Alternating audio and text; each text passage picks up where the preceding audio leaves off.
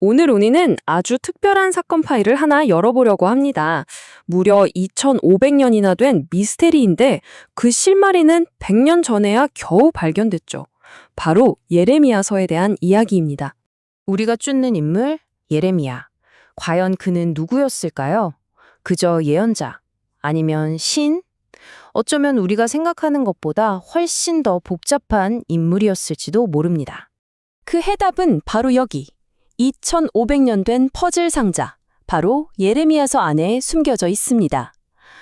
그러니까 진짜 예레미야를 만나려면요, 이 책을 그냥 쭉 읽는 게 아니라 하나의 거대한 퍼즐, 아주 복잡한 역사적 유물로 보고 접근해야 한다는 거죠. 자, 그럼 이 예레미야 퍼즐 한번 시작해 볼까요? 이 책이 왜 퍼즐이냐고요? 첫 번째 단서는 아주 간단합니다. 예레미야서가 하나가 아니라는 사실이죠. 보세요. 우리가 아는 대부분의 현대 성경이 따르는 히브리어 판본이 있고 그보다 더 오래된 그리스어 판본이 있습니다. 근데 이 둘 내용도 다르고 순서도 막 뒤죽박죽이에요. 그리스어 판본이 8분의 1이나 더 짧고요. 이게 뭘 의미할까요?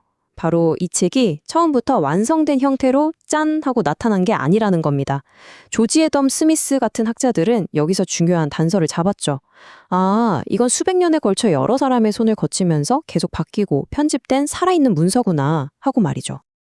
자, 이렇게 복잡하게 얽힌 퍼즐을 학자들은 대체 어떻게 풀어내는 걸까요? 이 고대의 암호를 해독하기 위한 수사관의 도구 상자를 한번 열어보겠습니다. 이번 사건의 수사반장은 바로 이분, 조지 애덤 스미스입니다.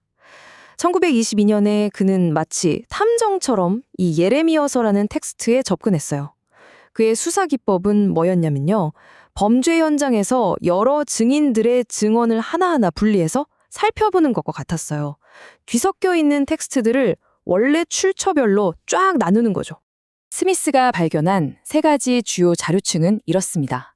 첫째, 예레미야 본인이 직접 쓴 시. 이건 예레미야의 목소리 그 자체죠. 둘째, 그의 충실한 비서였던 바룩이 쓴 것으로 보이는 전기. 이건 예레미야의 삶을 바로 옆에서 지켜본 목격자의 증언인 셈입니다. 그리고 마지막으로 후대 사람들이 덧붙인 내용들. 스미스는 바로 이 세 겹의 층을 조심스럽게 분리해냈습니다. 이렇게 해야만 후대에 덧씌워진 이미지들을 걷어내고 진짜 예레미야의 얼굴, 그의 프로필을 제대로 그릴 수 있었기 때문이죠. 자, 이렇게 겹겹이 쌓인 텍스트의 먼지를 털어내고 나니 과연 어떤 인물이 모습을 드러냈을까요? 수사 결과 드러난 프로필은 한마디로 종교의 판도를 완전히 뒤바꾼 혁명가였습니다. 조지 애덤 스미스의 말을 빌리자면 이렇습니다. 그의 선배들은 위대한 진리를 처음 발견한 사람들이었고 예레미야는 그 진리를 실제 영적인 삶으로 바꿔놓은 사람이었다. 이게 무슨 말이냐면요. 예레미야의 진짜 위대함은 바로 그 치열한 자기 성찰에 있었다는 겁니다. 그 덕분에 종교는 더 이상 집단의 의무가 아니라 지극히 개인적이고 내밀한 경험이 될 수 있었던 거죠. 맞습니다. 예레미야에게 신앙은 그저 우리 민족이 믿는 신 같은 게 아니었어요. 이건 완전히 개인적인 싸움, 투쟁이었습니다. 그는 끊임없이 왜? 라고 물었고 의심했고 매달렸죠. 심지어 신을 향해서 나는 당신과 다릅니다 라고 외치면서 자신의 존재를 필사적으로 주장했던 인물입니다. 이 구절을 보면 그의 고뇌가 그대로 느껴지죠. 내 머리가 물이 되고 내 눈이 눈물의 샘이 된다면 밤낮으로 내 백성의 죽음을 슬퍼하리라. 그는 그냥 진리를 외치게만 한 사람이 아니었어요. 그 진리 때문에 찢어지는 고통을 온몸으로 살아냈고 그 뜨거운 영혼의 용광로 속에서 낡은 신앙을 완전히 새로운 것으로 다시 태어나게 한 겁니다. 자, 이제 예레미야라는 인물에게 조금 더 다가갔으니 그가 살았던 시대로 한번 들어가 보죠. 말 그대로 벼랑 끝에 서 있던 세계. 그를 이해하려면 이 사건 현장을 제대로 봐야 합니다. 그의 삶은 그야말로 혼돈의 연속이었습니다. 거대한 제국들이 서로 부딪히고 왕이 암살당하고 언제 북쪽에서 적이 쳐들어올지 모르는 불안감 속에서 살았죠. 오늘은 괜찮을 거라는 헛된 희망과 내일이면 다 끝장이라는 공포가 뒤섞인 그런 시대 한복판에 예레미야가 있었습니다.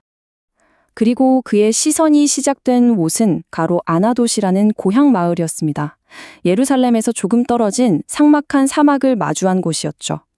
그의 시에 나타나는 그 거칠고 강렬한 이미지들, 예를 들면 황량하게 무너져 내리는 언덕이나 굶주린 늑대 같은 것들은 바로 이 풍경에서 온 겁니다.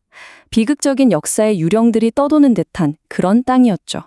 이런 배경 속에서 그의 인생을 결정짓는 순간이 찾아옵니다. 바로 예언자로서의 소명을 받는 순간이죠. 수사관 스미스는 이 순간을 아주 강력하면서도 서로 정반대되는 두 개의 환상을 통해 분석합니다. 그런데 처음부터 그가 네, 제가 하겠습니다 하고 나선 건 아니었어요. 그는 망설였습니다. 저는 너무 어려서 말할 줄도 모릅니다 라면서 빼려고 했죠.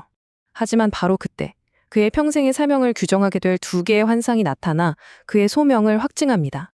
그가 본 두 환상은 정말 극과 극입니다.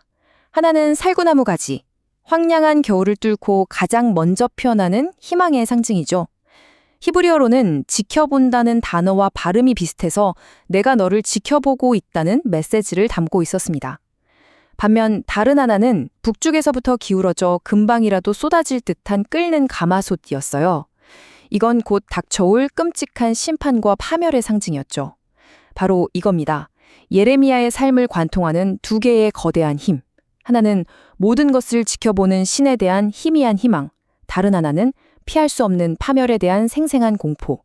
이 둘 사이의 긴장감, 이게 바로 예레미야의 모든 것이었습니다. 그러니까 핵심은 이겁니다.